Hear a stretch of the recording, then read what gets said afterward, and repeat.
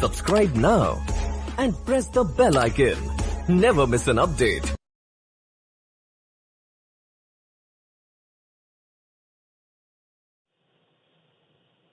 I faced a volley of questions about fundamental duties, and many school children asked if those duties should not be made mandatory for citizens.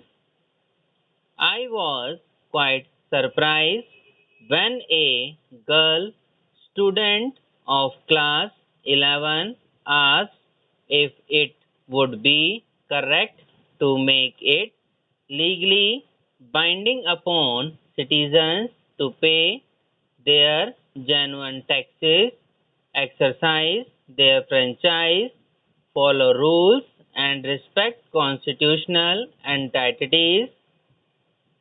Such questions asked at truth without any prompt are indicative of the new generation's yearning for arriving at truth through their own experience. The world is now being shaped above all by information technology. It is so rapidly evolving that what was outright unimaginable only a few years ago has not only become a reality but has even lost its novelty. These trends have impacted journalism in all its aspects, from news gathering to delivering news to readers, and finally making money to sustain the activity. The internet and social media have democratized journalism and revitalized democracy. This process is ongoing, but in its current stage, it has also led to many anxieties. The new media is fast and popular, and people can choose what they want to watch, hear, or read, but only the traditional media has over years developed skills to authenticate a news report, and that is a costly operation. I hope that we will arrive at the ideal trade-off soon.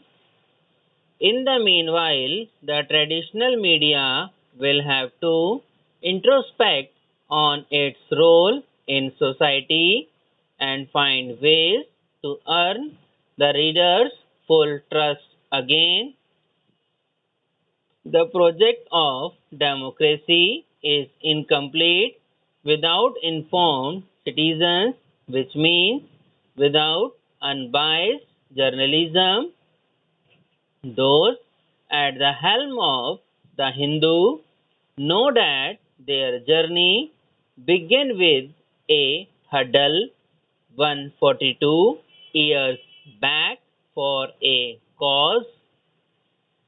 That thinking must also be behind naming the event as the hurdle that covers a wide array of topics ranging from politics, economics, the environment, and entertainment to gender and sports. At this conclave, speakers are invited to come together and form a huddle to deliberate and review the strategy for the benefit of society and the country. Implicit in this effort is welfare of the entire cosmos, consistent with the philosophy of Sarve Bhavantu Sukhina. I once again commend the Hindu group of publication for organizing this conference that lays out a roadmap for posterity. As two countries, we have engaged with each other for centuries. It was the spirit of fearless discovery and the scent of Indian spices that made Portugal the first country to connect Europe and India by sea more than 500 years ago. Interestingly, Vasco da Gama's sea route to India not only connected India to the west, it also connected Portugal to the world. And so, Mr. President, even though this is your first visit, you will find this country very familiar. Our shared history runs deep.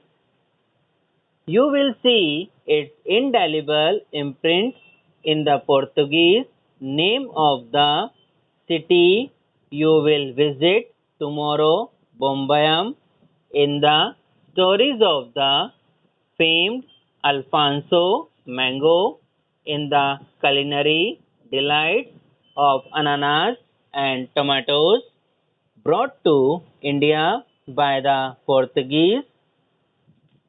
You will find the Portuguese footprint right here in Rashtrapati Bhavan as much in the beautiful cork and olive trees in our garden.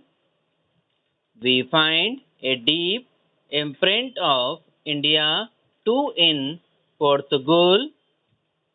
We are proud that Prime Minister Antonio Costa, who visited us recently, is the first Indian origin Prime Minister in the West.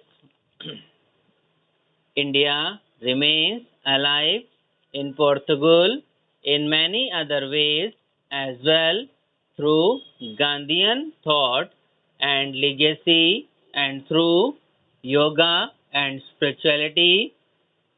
Today we are once again bringing history full circle with Portugal partnering us in setting up India's first maritime museum at one of the world's oldest ports, dating back to the Indus Valley civilization.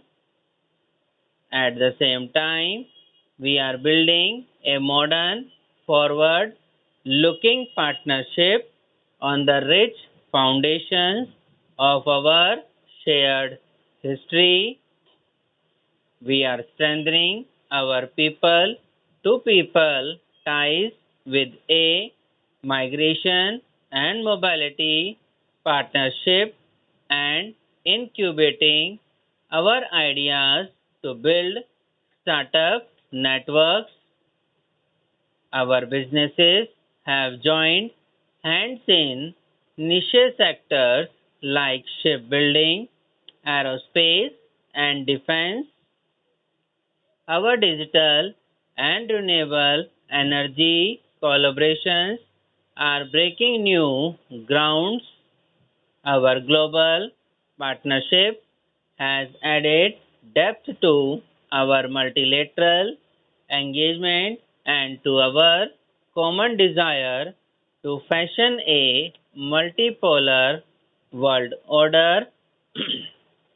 India looks forward to becoming an associate observer of the community of Portuguese language countries so that we can amplify our developmental partnerships in Africa and elsewhere. We recall that the first India EU summit was initiated under the Portuguese presidency. When Portugal assumes the presidency of the European Union next year, we once again look forward to deepening our engagement with the EU. Mr. President, as you travel through our country, you will experience the depth of our cultural exchanges. I hope you will taste the famous Mumbai Batata Pav. The name is Portuguese, but I must caution you that the spices are Indian. I am sure that you will feel at home in Goa too when you meet many other D'Souza's. I would like to congratulate all officers and sailors on parade for their immediate turnout, smart drill, and precision in movements. The energetic parade this morning and your conduct speak volumes of the high standard of training imparted at this premier technical training establishment of the Indian Navy. It is a proud moment for me to present the President's color to INS Shivaji. This establishment was commissioned in 1945 as HMS Shivaji. Since then, it has dynamically evolved into a premier technical training institution of the Indian Navy with state-of-the-art training facilities.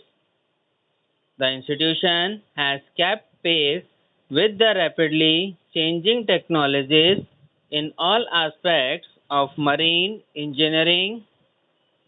I am glad to note that more than 2 lakh officers and sailors of the marine engineering branch of the Navy Coast Guard and friendly foreign countries have been trained in this fine institution till date. The President's color, as you know, ranks high among the honors bestowed upon a military unit in recognition of the exceptional service rendered to the nation in peace or war. INS Shivaji has distinguished itself with stellar service to the nation over the years. Subscribe now and press the bell icon. Never miss an update.